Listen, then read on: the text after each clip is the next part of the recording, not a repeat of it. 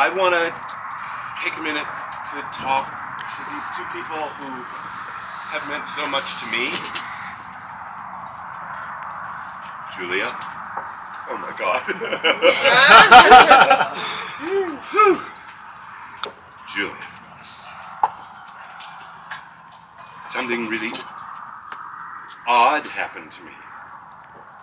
I listened to a podcast where at the end of the show, the host always asks the guest the same question.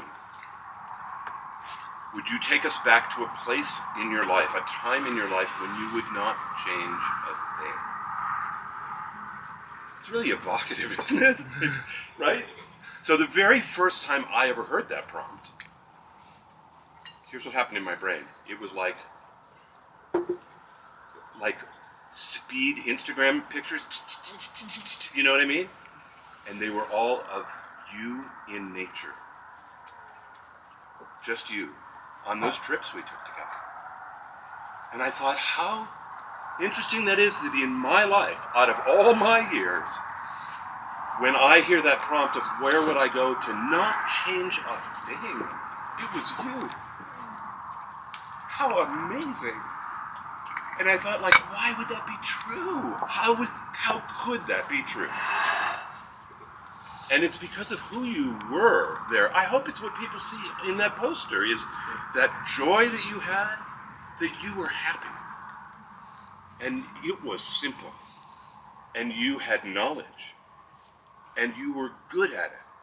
And you had joy. And how fantastic to be with somebody like that. Whether it's a 6-year-old or a 12-year-old or a 14-year-old, how fantastic to be with somebody like that.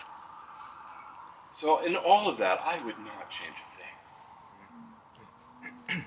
I look at you now and I see how you've brought that forward into your life, that sense of determination, that sense of commitment, that sense of unique sense of self.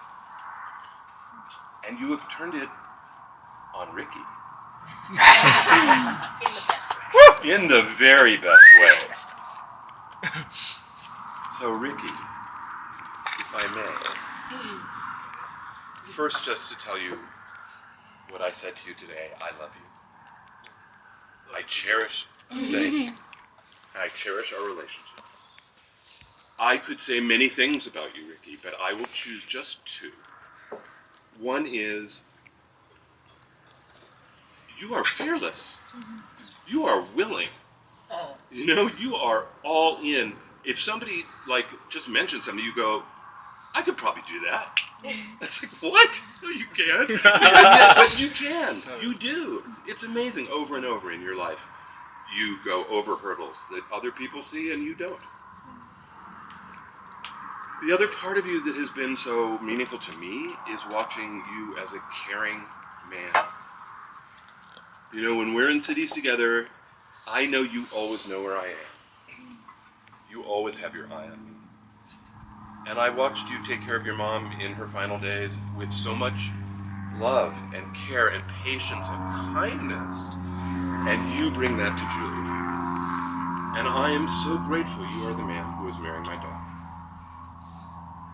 So I want to give you a wish for this thing of yours that you have created together, this Rikki and Julia thing. I wish that you would keep doing two things.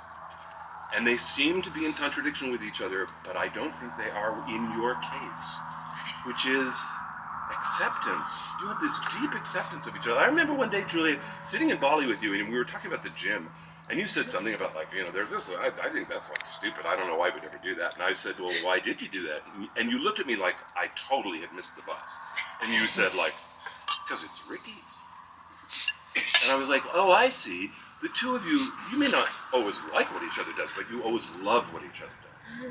You have this deep acceptance that's very touching. The other thing that you do that, again, might cancel out the first is you challenge each other. You really challenge each other. You challenge each other both professionally, but also in your personal life. I mean, look, I'll be honest. I've watched you guys have difficult conversations over the course of months. You stick with it. You get in it. You do it, and you commit to each other, and it is moving to watch. I wish you the same thing for years to come. That sense of acceptance and that sense of challenge that has built something so strong. I'm so proud of you, and I love you so much.